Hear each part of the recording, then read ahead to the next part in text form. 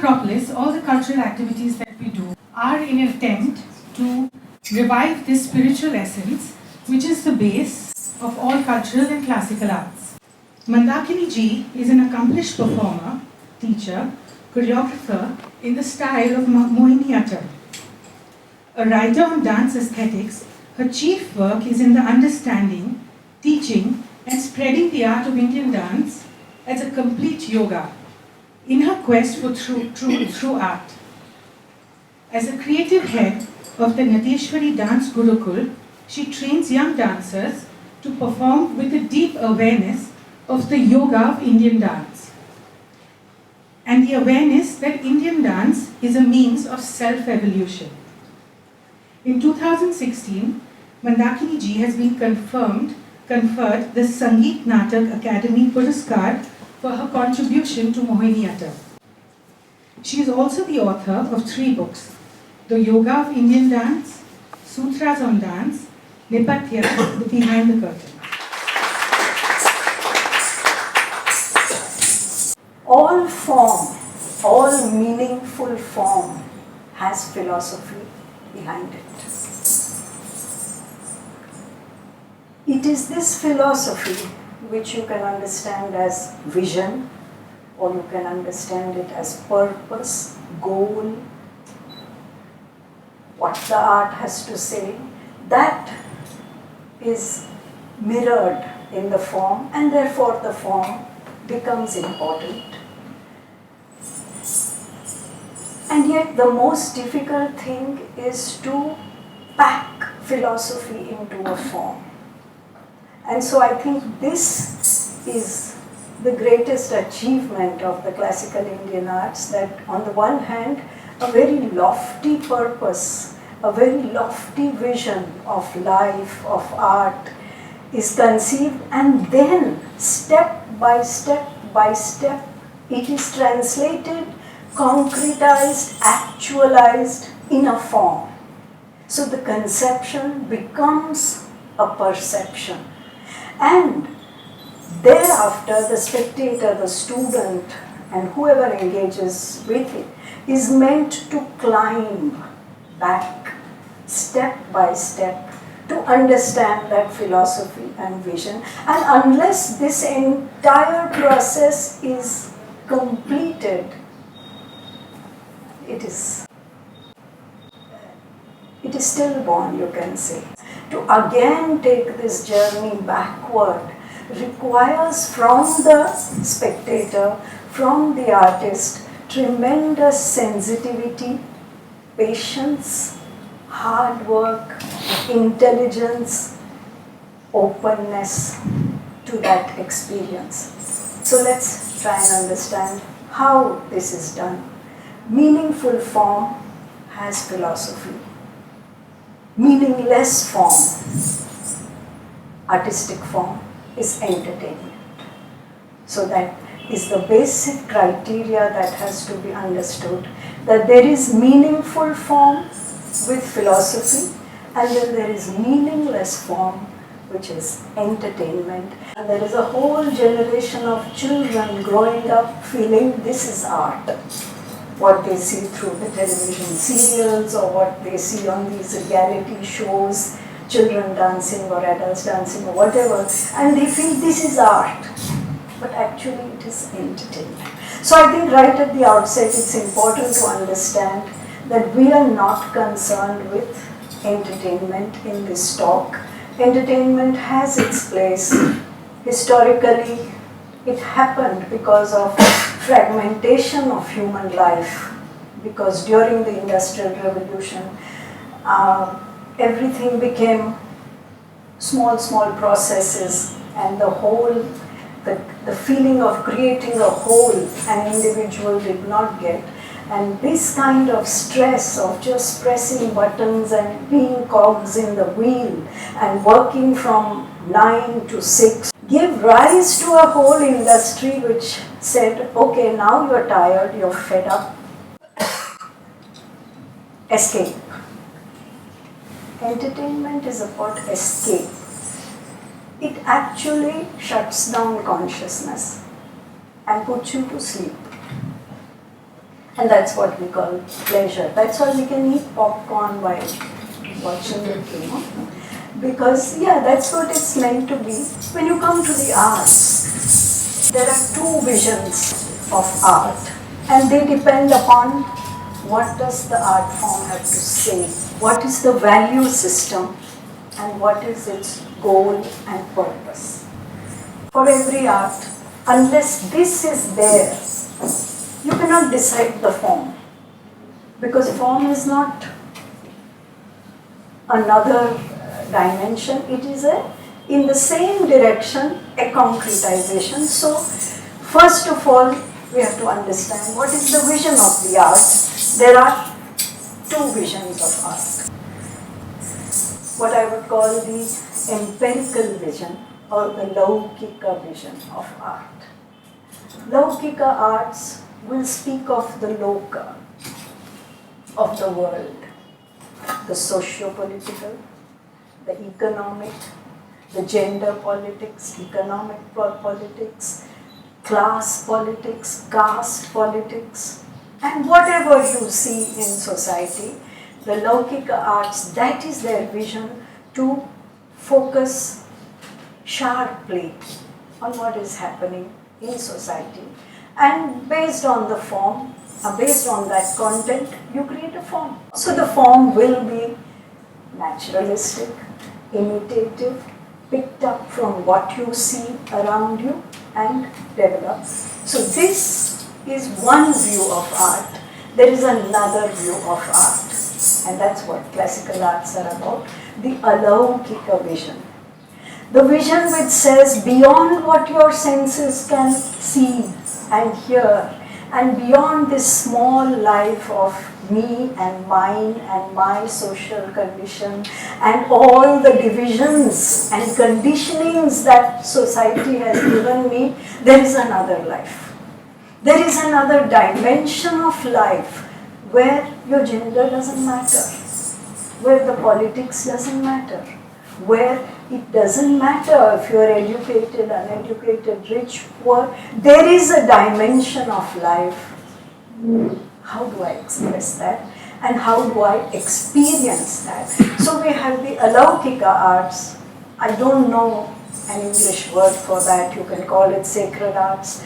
You can call them the transcendental arts. The arts that hope to make you get a glimpse of another level of consciousness. We find that the Laukika arts, the dimension is the individual dimension. It's my self-expression, and it is personal, it is egotistical, it is the way I feel, and you can take it to as egotistical as you want and as personal as you want. And the highest that the Laukika art can reach is universal. That is the highest, because all can understand. But in that, again, you can have very personalized expression. It can even become pathological, like we see a lot of modern cinema. It's addressing pathology, the isolation of the human being, the angst, the urban angst, the questioning, this psychotic state that society is in. Cinema, modern cinema addresses that. So when you come to Laukika arts, the highest you can reach is universal, like a chaplain. This is universal human emotion. And you can go as low as the pathological, and accordingly you have to vary the form. Where you are talking of psychotic states, the form will be psychotic.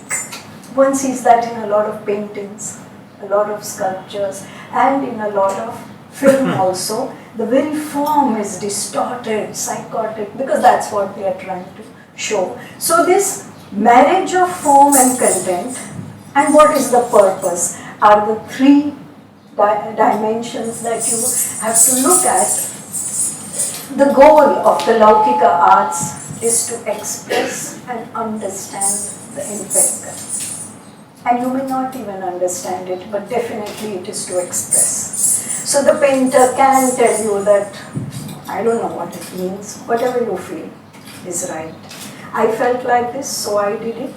And if you say no, but that doesn't, that's okay. What do you feel it is? It is that. It is completely personalized. If you look at the transcendental arts or the Alaukika arts, then you find that the universal is the beginning. The universal, and now I want to rise to other levels of consciousness. Consciousness that is intuitive, consciousness not limited to the body, not limited to science also, beyond scientific. There are levels like that where it is my experience. The yogi will say, this is my experience. It happened with Swami Rama when he went to the US, or I think it was US, to teach yoga. And he said, I can stop my heart, but I will not be dead. And you can do all lab tests on me if you want. So they did all the lab tests, and they said, yeah, his heart is, but he's alive. And at the end of all the experiments, they told him, but we don't believe it.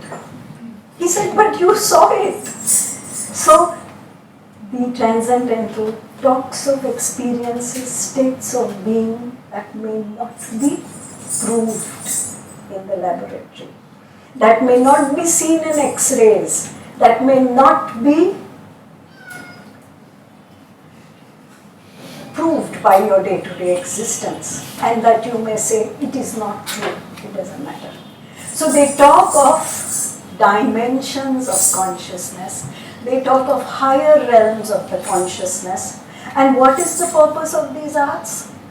To transmit higher energies. But the transcendental arts want to push you to those dimensions. Just take that one step, try to understand that, and therefore they are Alaukika, not of the sloka. So how do I express this?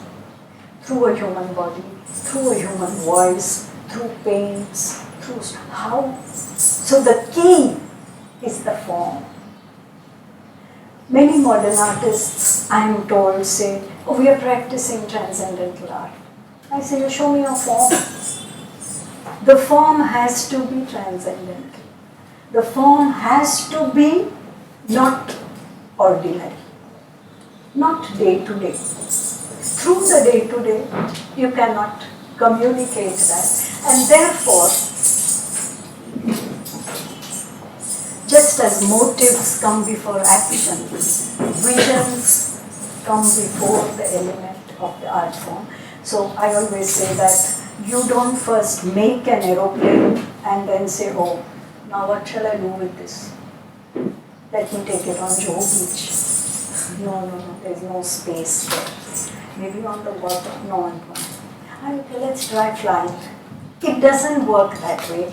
It works completely the reverse, where the creator of an aeroplane says, I want something that will fly, that will save travel time. I can take inspiration from the birds, the way they fly, etc. So the purpose and the form come first in his mind, in the artist's mind, in the creator's mind. They come first with the vision in mind. So when you talk of the transcendental arts, the chief challenge is the form. So every art form has a physical, tangible form. Either you see it or you hear it, because these are the two aesthetic senses. The other senses, taste, smell, are not considered aesthetic senses because they are too personal. There cannot be a distance. I have to actually put something in my mind. So these are not aesthetic senses, besides the fact that creation started with sound and light. So these become the two aesthetic senses. So there is first the form, which is oral or visual, then content, and then the actual experience it creates, and topping all this, the vision. So the vision it is that says, this should be the form. This is what I want to achieve, the purpose. Therefore, the form must be like this. The content must be like this. It must give this experience. This experience will take them back to the vision. So, in these three categories, its form, its thematic content, and what is the experience it creates, all have to be transcendental. All have to be Alaukika. Right down to, you cannot just dance in the ordinary clothes you are wearing. You know, you might be sitting in shorts and t-shirts at home, but when you come to the stage, no, because the form has to be Alaukika. It cannot be ordinary. It cannot be day-to-day, it cannot be mundane, it cannot be anything that does not break mundane consciousness.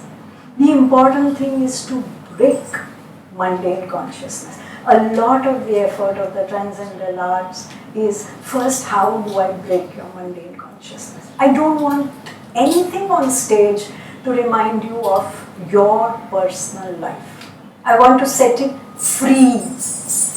It's not an escape, it is a setting free of your senses, your mind, your emotions, all of it. So, when you come to these three vital elements, you find that the chief characteristic of an Alaukika art is multi-textured.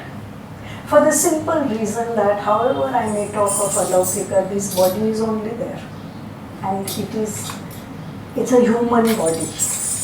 And so I cannot say I will now use a Laukika form where, no, it is this body, but the form then becomes textured and layered to again be free of mundaneness. So we find that the most, again the greatest challenge of these arts, how did they do it? Where one form works at 3 levels. 3 is actually the number of infinite. If it is 3, it is infinite. So it works at infinite levels, you can say, but you can say basically at 3 levels. So you take the form, for example, just the physical form, it will be aesthetic. So all the principles of aesthetics that are there in architecture, design, drawing, like grid, order, balance, rhythm, so many, those must be there. It has to be aesthetic, good old traditional aesthetic, not new high-fangled ideas, just something that will give the senses pleasure. That has to be there, pleasurable to the senses, but not just pleasurable to the senses. But that one layer, the layer I would say aesthetic. So the form is like that. It is aesthetic at once. It's not like first I will show you aesthetic, then I will show you. No, at once everything is aesthetic, symbolic. It is saying something more than what you are seeing. There is some hidden, deeper meaning behind it. It's not just this. So that it opens the door to another dimension. That is the symbolic. And finally, the yogic. What is meant by yogic? Yogic means my own personal experience of a higher dimension of consciousness. Not read in books, not told by a guru. My own experience of another dimension of consciousness. So the very form has these 3 layers. For example, I'll give you a very simple example. You take this gesture, which we are so familiar with. Is it aesthetic? Just this gesture. Yes, because there is so much symmetry, balance, the way it cuts through the body, the way you can analyze this in so many ways. It's a coming together of 2 triangles and many ways. It is aesthetic. So that first thing has to be out of the way. It has to be aesthetic. Now, is this symbolic? Does this mean something more than just a pretty gesture? It does. So all of us have heard various interpretations of it. This is two people, two entities, you and I are one. So when you greet somebody like that, you are saying, oh, you are me. Now this goes to highest philosophy. I am that, you are that, so we are one. So you and I are one, but then it again says that between us there is consciousness. Why are we one? Because of the same consciousness. Otherwise you have your body, I have mine, you have your eyes, you have yours. I can't say we are one that way. But consciousness is what makes us one. So one gesture, this is aesthetic. This is symbolic, this is also yogic. Because this is a mudra of yoga, and if you sit cross-legged and you sit like this, then the left side of the body, the negative side, the positive side, they come together. What happens when negative, positive comes together? Neutral. So that is thought free. So in yoga this is called na mana mudra. Na mana mudra, no mind, thought free. So one gesture, at once aesthetic, symbolic, yogic. You can respond to it at the level you are or the level you want to be.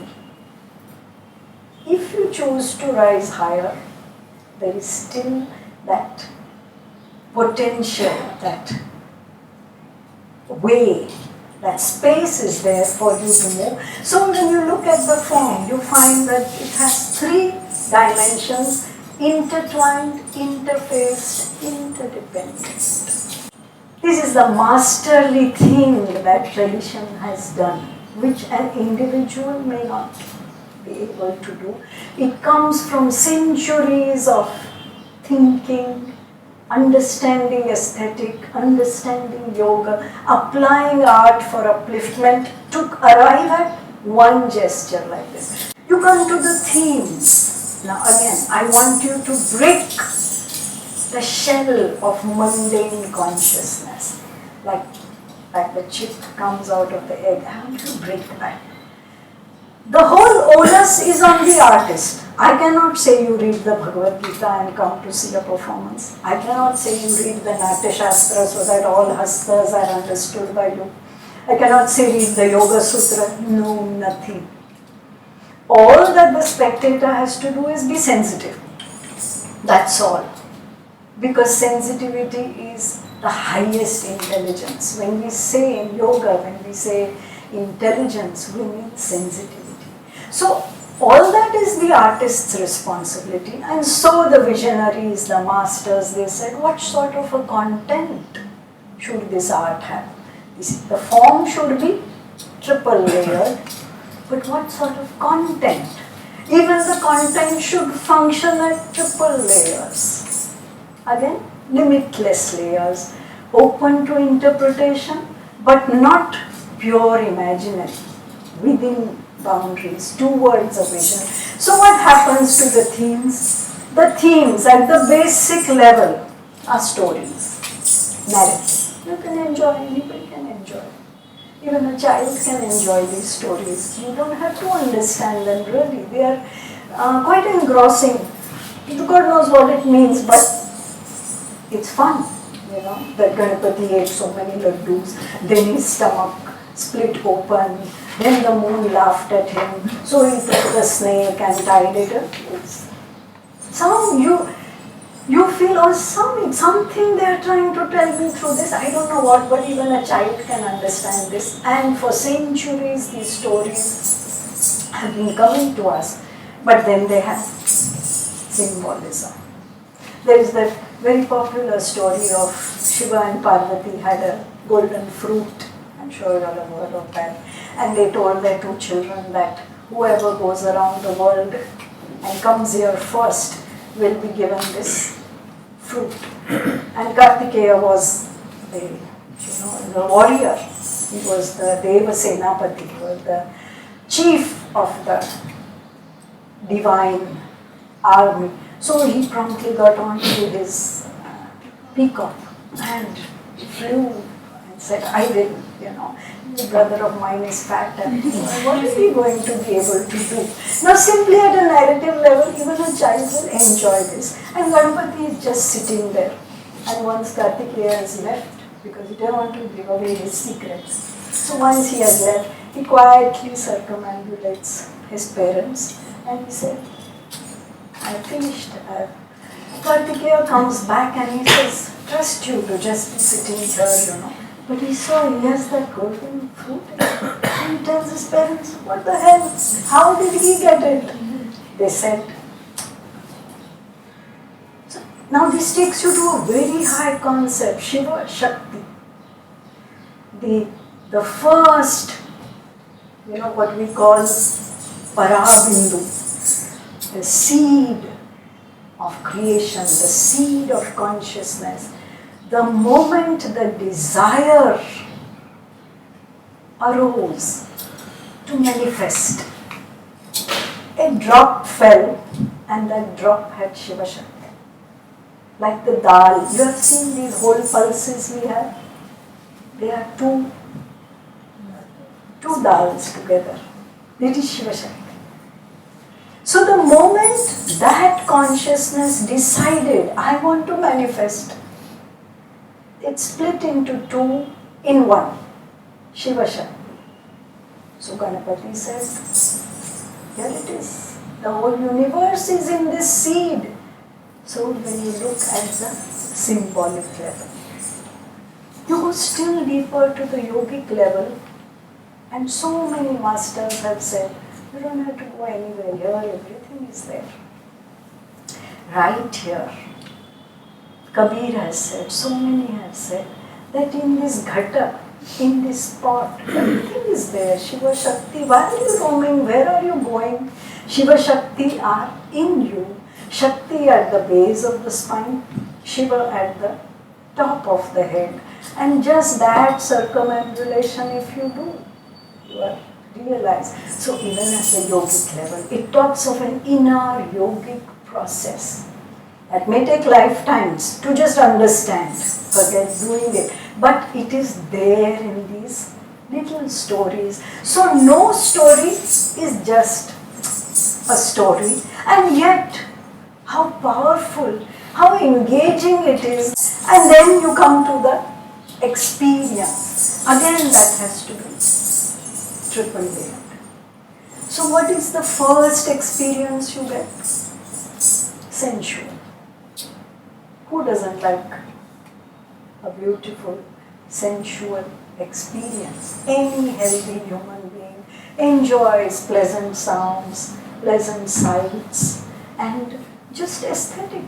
So that aesthetic level which we spoke for the form is this sensual trupti. The senses have to be satiated. This is the highest principle of Tantra. Don't negate the senses. Don't feel they are. No, they are very important. They are the base of a building. The foundation. And now you raise that. That is why highly developed senses you need for classical.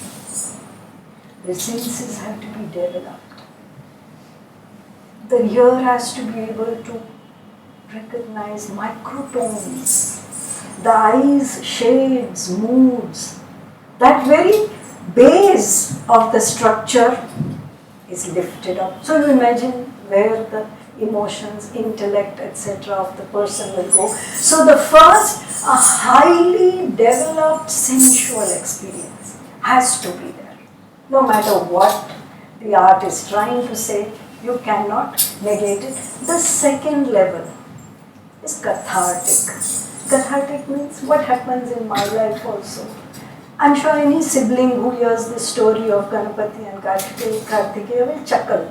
Because always they are like that, no? One is very smart, one is very this, some opposite. So they will, their personal emotions find a release, a catharsis, an immediate identification, and they can relate to it.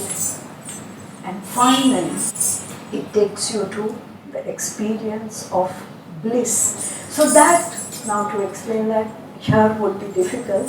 The whole Rasa Sutra, the aim of the classical arts is the creation of a powerful, sublimated, universalized emotion. And when that emotion is intensely expressed, as if a combustion happens and you are without emotion. I'm putting the Rasa Sutra very briefly, that when an intense, powerful experience is expressed through a stylized form, that it is like putting something on fire. Like if you put water on fire, what will happen? After a while it just evaporates. It's just not there. And that not there, that empty vessel is what we call bliss. Bliss is an emptiness. Bliss is not. So you must have read so many Buddhist Zen stories of the master saying, you empty yourself and come, because there's no place to put something now. Now Rasa is supposed to do this without you doing anything. The master is saying, you go and empty yourself. The artist says, no, you just sit. You enjoy the sights and sounds we give. And so Rasa is a rare thing. It's not like every time you see a classical performance, Rasa happens. You have to be very lucky and extremely gifted to be able to create that. But it's not something that comes if you mastered the technique. It's not something that comes if you... So how does it come? Is that magical, like self-realization. There is no path to it. There is no tool to it really. All tools are only clearing the pathway. But how you will reach? So we say grace, anugraham, the divine interference, whatever. So rasa is that. That is why in Indian, in the Vedas we say raso vaisaha. What is rasa? Rasa is that. What is that? Satchit Ananda. That is bliss, that is truth, that is beauty. Rasa is that, the final stage of rasa. So the experience also has to be at 3 levels. So now you can understand it's like a Rubik's Cube, the classical art. Now how do you get it all correct? It's a rare thing, no? Or it's something you have to be extraordinarily brilliant to be able to do it, and that is why they are difficult. And that is why I cannot be sure that it will all come together. It is like divine grace. So in this way, the first principle of the Transcendental arts is just this, that how do 3 things, how does everything work at a triple layer, and how do the layers come together? Do they come together or not? Normally when one comes to a lecture on performance art, performing art, you want to see something. And most people feel, it is the dance. So let's see some dance.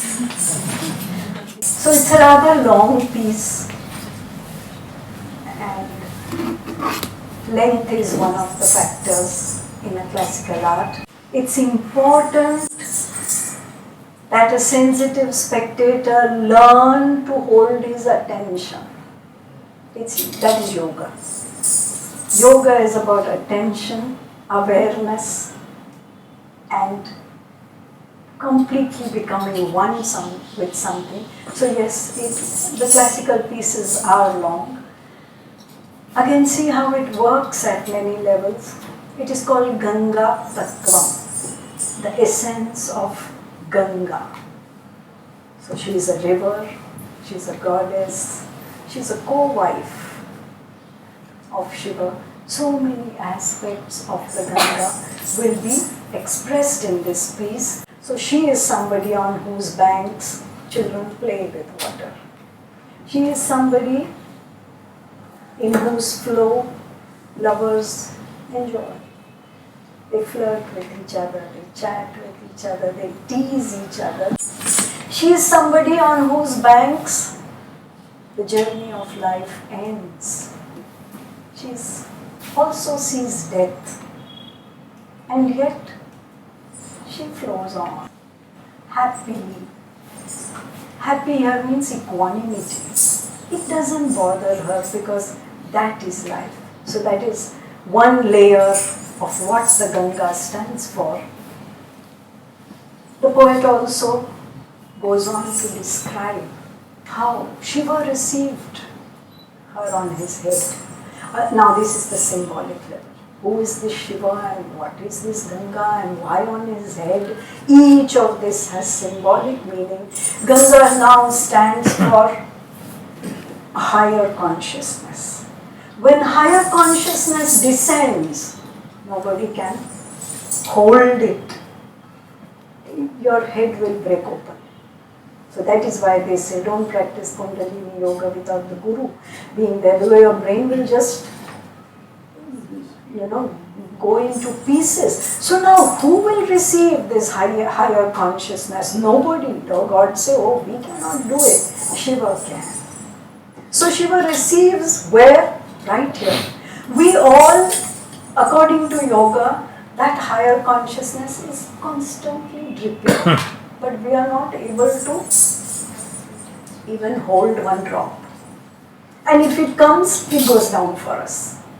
It again gets dissipated in day-to-day life and career and you and me and mine and my bank account and your bank account and gone.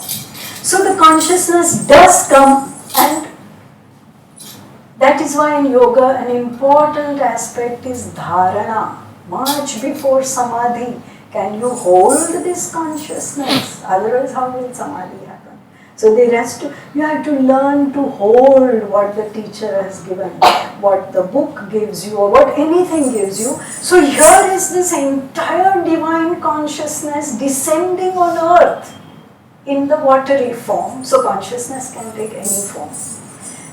Only Shiva can receive her, and he not only can receive her, but he ties her up in his jatas because he says others cannot bear this. So I will release just one trickle. And it is said that there are supposed to be 7 Guru Mandalas or 7 lineages of Gurus. Shiva gives this energy to each of these 7 mandalas according to capacity. The rest he keeps. So he ties up Ganga, he says you stay there. Just a trickle, that is why there are 7 trickles of the Ganga, because those are the 7 lineages to which this energy is transmitted through the Guru. See, again, ordinary people like you and I cannot take it. Shiva gives it to the Guru. Guru then, according to each one's capacity, is a whole structure of the spiritual process and alchemy is in this particular myth. And then again you come back to another level of the story where Parvati sees, so one woman is sitting on your head, she says. I feel behind every successful man there is an angry woman. Shiva was successful in locking the Ganga, but Parvati said, this is very smart. I see a woman there. Shiva said, there is no woman. This is only water. So she takes a closer look. She says, I can even see a beautiful face and long hair. It has to be a woman. Oh, he says, that is a lotus. Sometimes a face looks like a lotus. And those are bumblebees. You don't worry. Besides you, I don't love anybody. There is nobody in my life.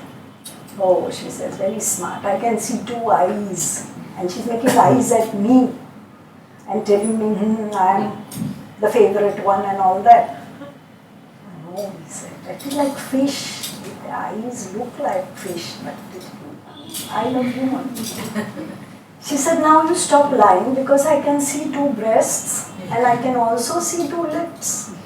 And this has to be a woman. And you have been very unfaithful to me. And you have betrayed me. And so much so that now she mocks at me. So I take my children. I go to my parents' house.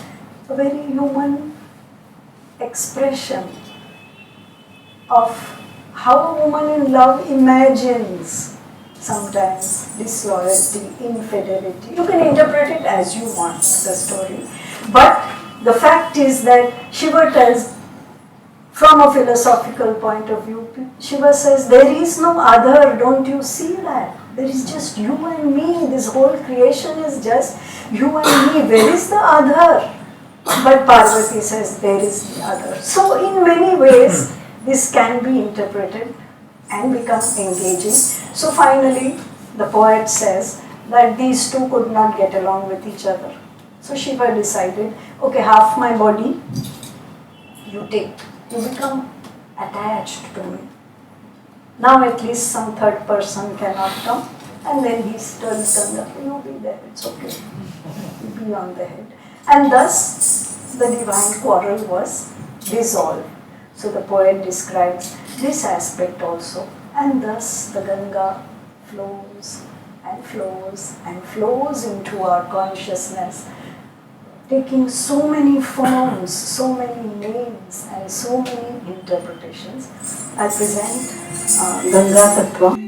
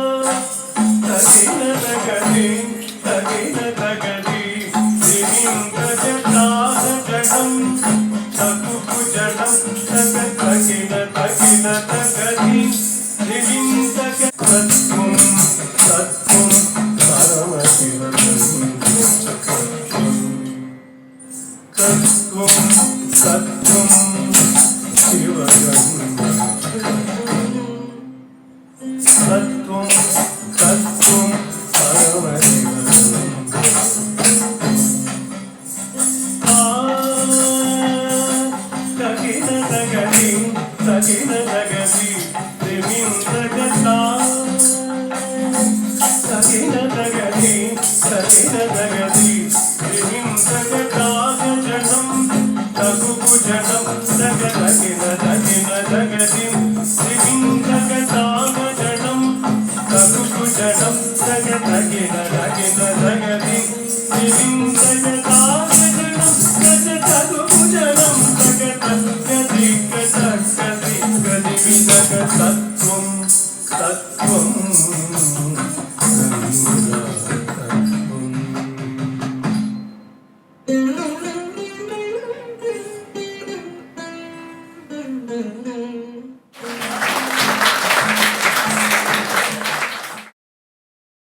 you can understand, 5,000 years of artistic intelligence has worked on this form, and because it had such a strong cultural context, both classical dance and music, the language, the costume, the rituals that went into it, the music, the gesture language which was ethnic, and it is for this reason that the British invasions could not really influence it, because the cultural context is really tight, strong, intricate, and impossible to sever from our reality. So Indian dance just went underground when, unlike painting and sculpture, which were, completely overtaken by the other aesthetic, Indian dance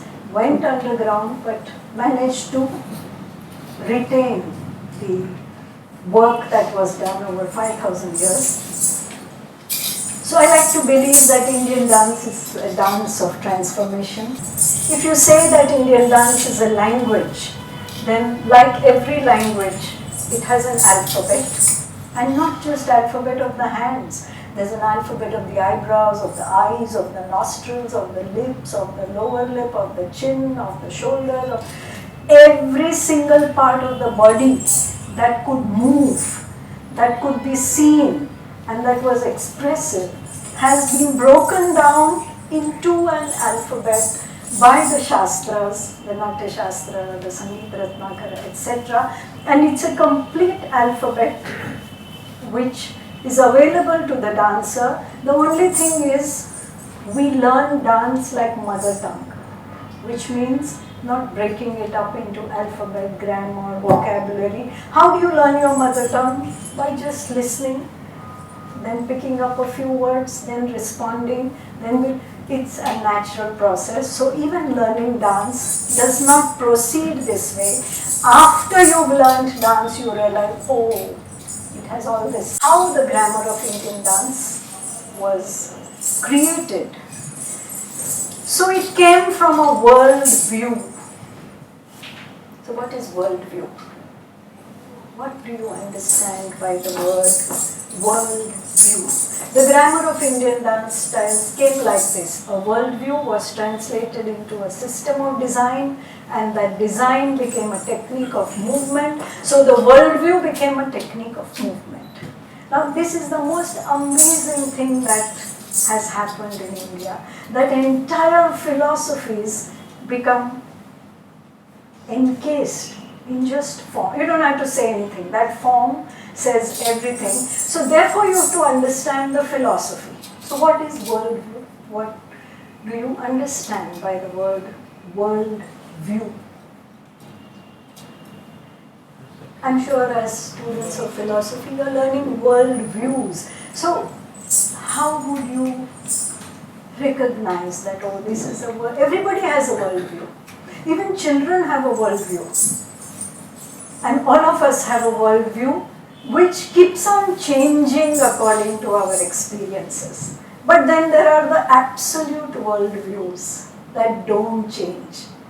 So our own personal worldviews, I always give this example that a young boy or girl is in love with a young boy or a young girl, and at that moment they feel love is everything.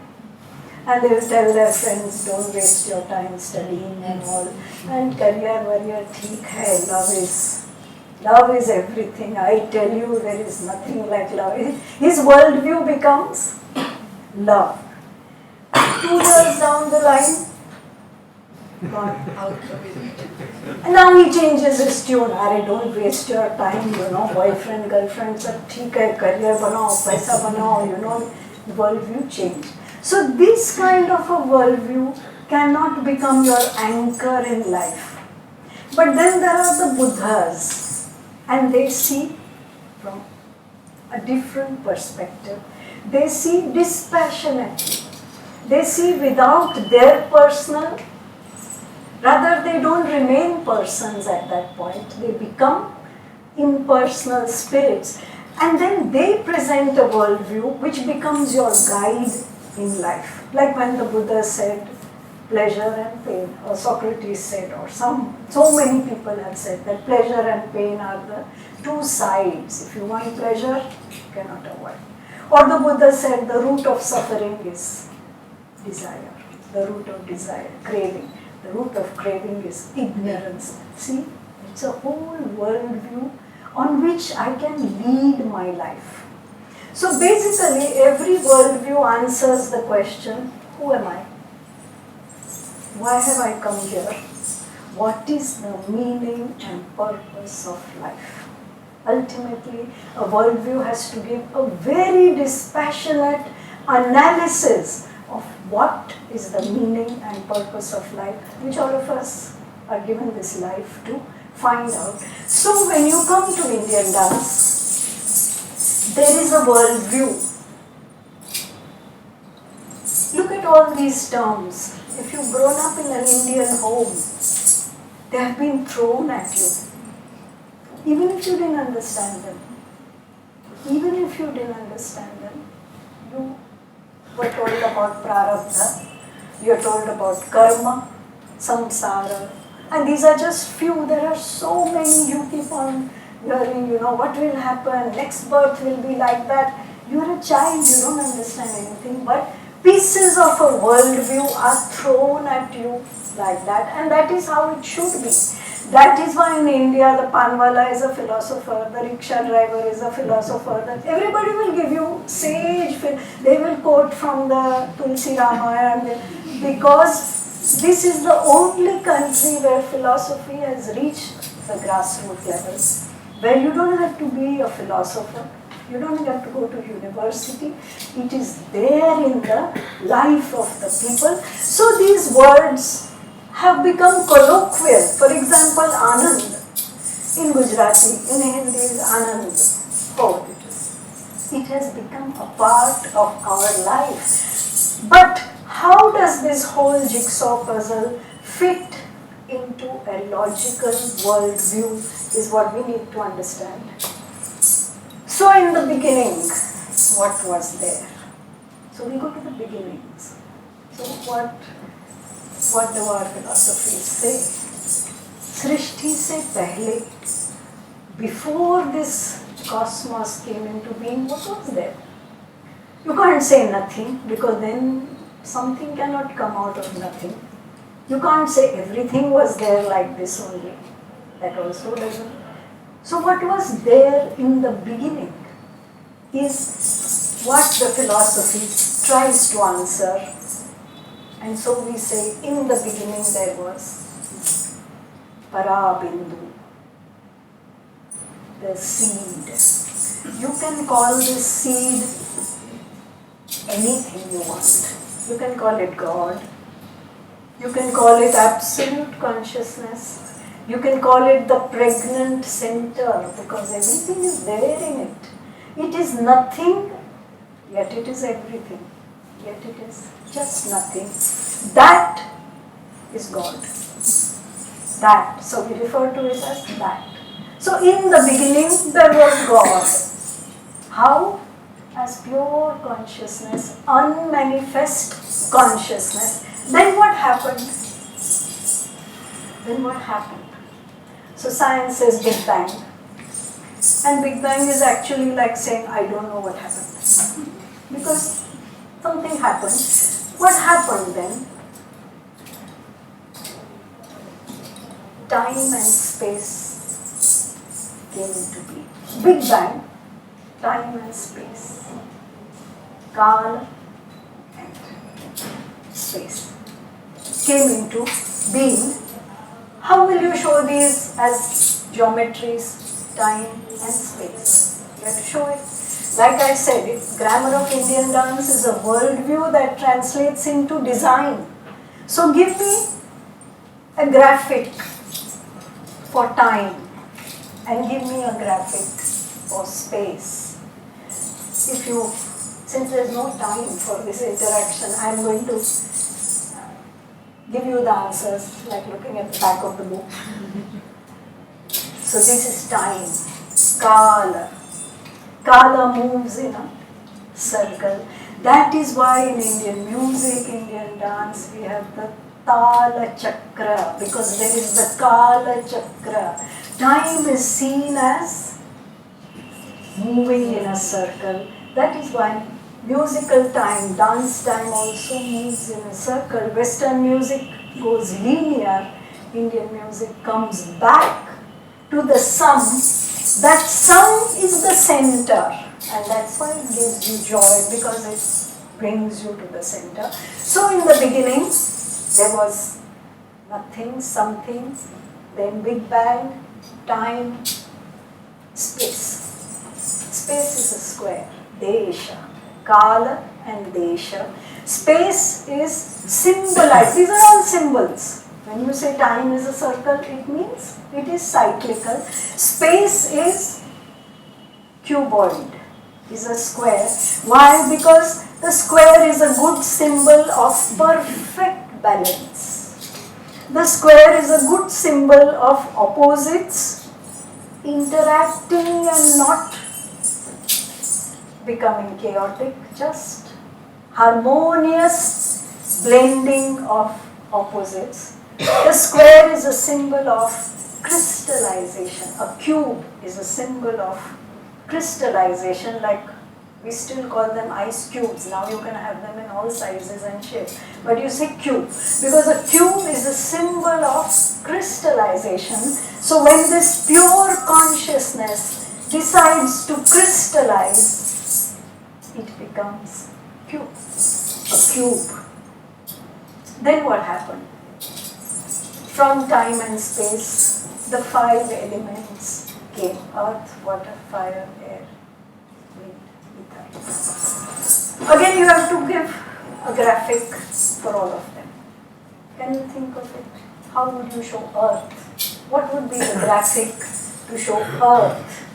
If I have to show all the 5 elements here, then earth is a line going down, because earth pulls, center of gravity. So earth will be symbolized by a downward line.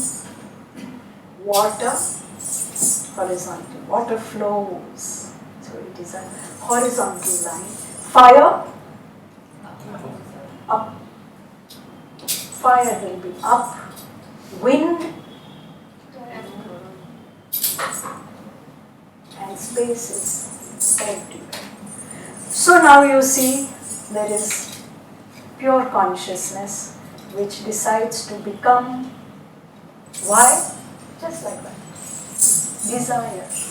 Why do you have children? Why do you marry? Just like the Malayali, just. So this is just like that. All this happened playfully. That is why we call this the Kama Bija. In Tantra, this center is called Kama Kala Bija. It is not the whole of consciousness, only one drop. From one drop, all this has happened. Consciousness is not exhausted by what you see, and there is still Shesha. That is why we say Vishnu sleeps on Shesha Shayi, because something is Shesha. He is never completely exhausted. That is a sign of fullness. That is Ganapati's belly. He is never flat bellied. Oh, always full, always full. Whatever anybody takes, he is full of creativity. So, out of that one Kamakala, this whole being, consciousness manifested into the 5 elements, and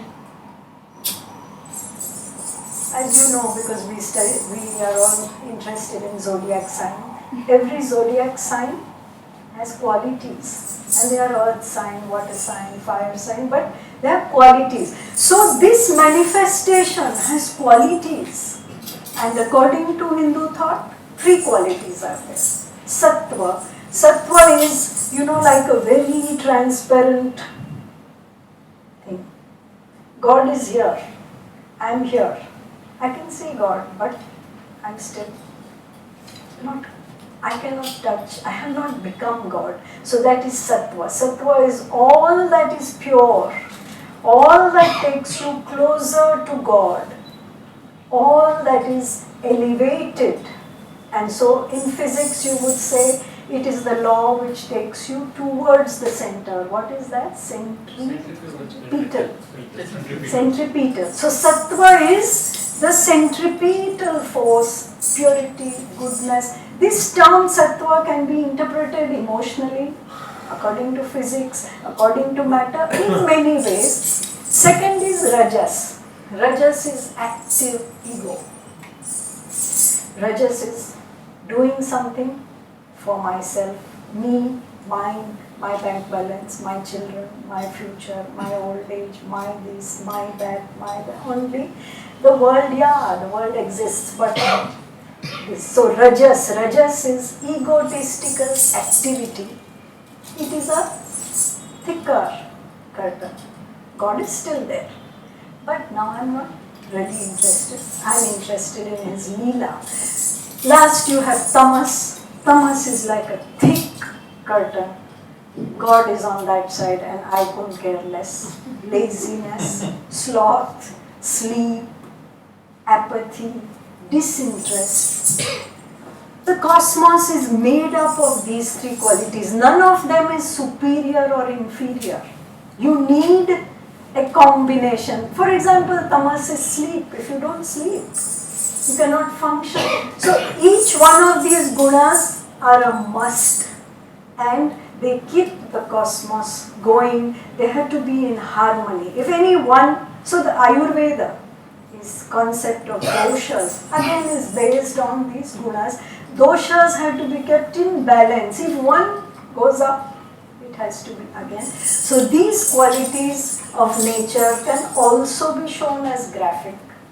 Sattva is high level of consciousness. Rajas is middling, not too high, not too low.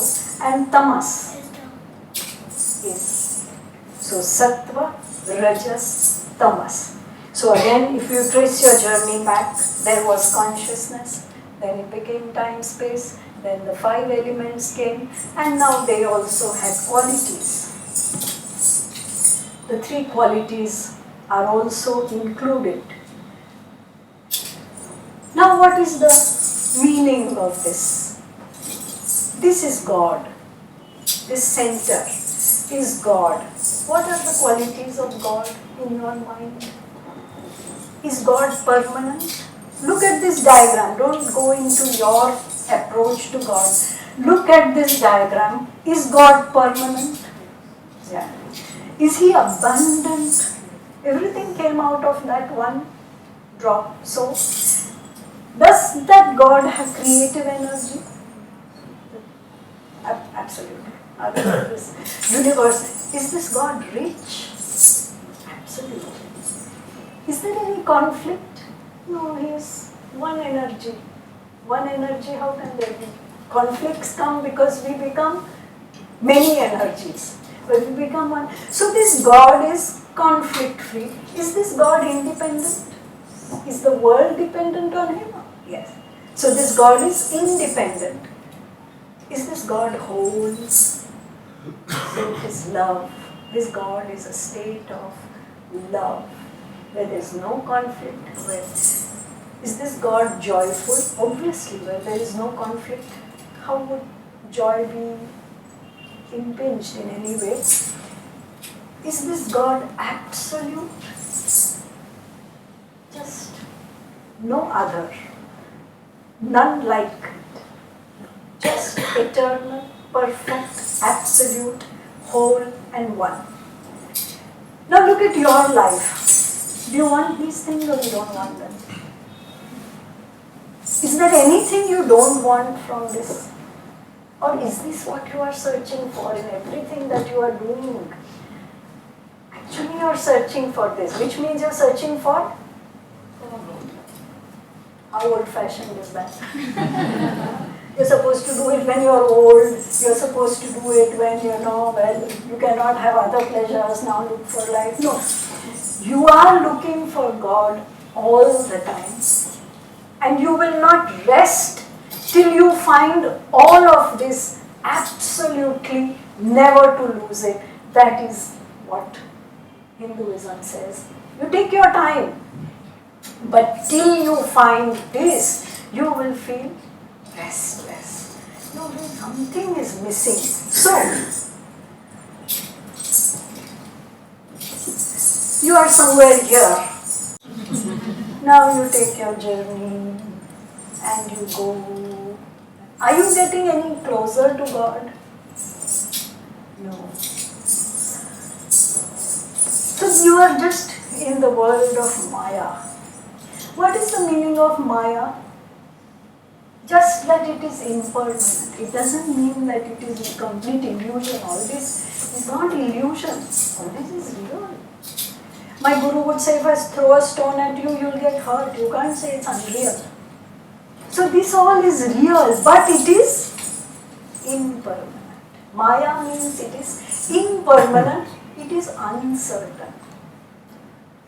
And I think we can best apply this to relationships because they give us so much pain. There's nothing wrong with them, but it's impermanent. It's uncertain. It's not perfect. It's imperfect. Anitya. No, isn't that what the Buddha says? It is anishchit anitya. Uncertain and imperfect.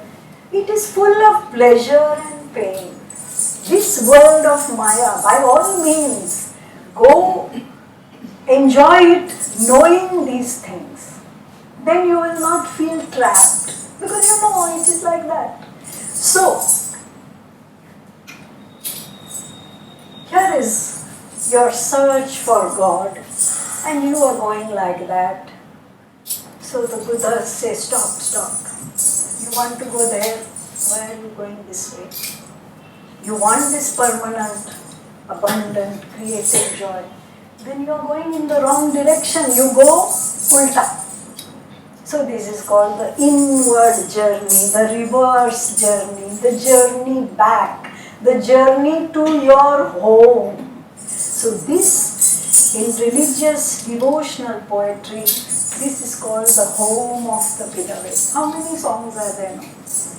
That I want to go to the home of my beloved. How do you feel when you reach home?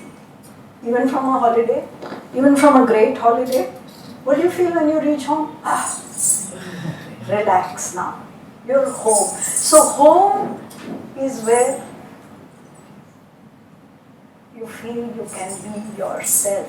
Nisargadatta Maharaj says, everybody will search God because it is the homing instinct, like birds, they will look. We also look for our home. This is the home of the beloved. All these songs, Babul Murani, Harishojai, this is all, I am going to my beloved's house. And countless such songs. So, this center is your beloved. And that is the home of the beloved. And the masters say, turn around, turn around. So there is, when the Buddha, he sees those sights of the sick man, the dead man, the poor man, he tells his charioteer, Kantaka, turn back. See, this turning back means not turn back in that direction. Turn back, he said. I want to turn back. And you also go. So there comes a time in everybody's life when you realize, no, these things are not giving me pleasure. Making more money, getting more name, getting more fame, having more friends, relationships. Everything is fine. See, one should not misunderstand the concept of Maya. All that it means is that that is not your identity. You are not your relationships. You are not the roles you are playing. You are not your bank account. You are not the profession that you are practicing. You are not the gender that you have been born with. You have them, but you are not that. What are you independent of all this? That is that center. That is why in most Indian homes we are taught to get up in the morning and pray. At night before going to sleep, pray. What it means is that twice a day remind yourself that I am not this other things surrounding me, mother, daughter, sister, husband, wife. I'm not my job. I'm not a woman. I'm not my bank balance. I'm not this circle. I am this. So, therefore, yoga says, drop everything. And that is why you must have heard masters say that you take a revolution inside yourself. You don't have to go anywhere. Inside yourself. When this happens, now you will say, so how is this connected to dance?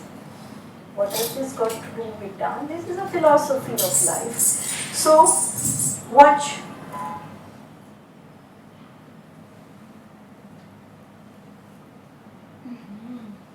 Does that make sense? So what happens is now this philosophy I have to translate into form. So I say space is a square. So now I must become a square. How can I become a square? How can I become a square? By squatting. How do I measure that square? From my navel to the top of my head, whatever, 3.5. So now from my navel to the ground, I am a square. But now even the hands have to become a square. So, many ways I can place the hands to become a square. If you see now, see the square that is formed?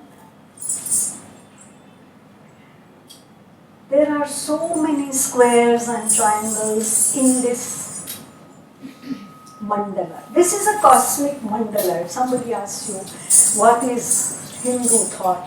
You can simply show this mandala and explain everything is there.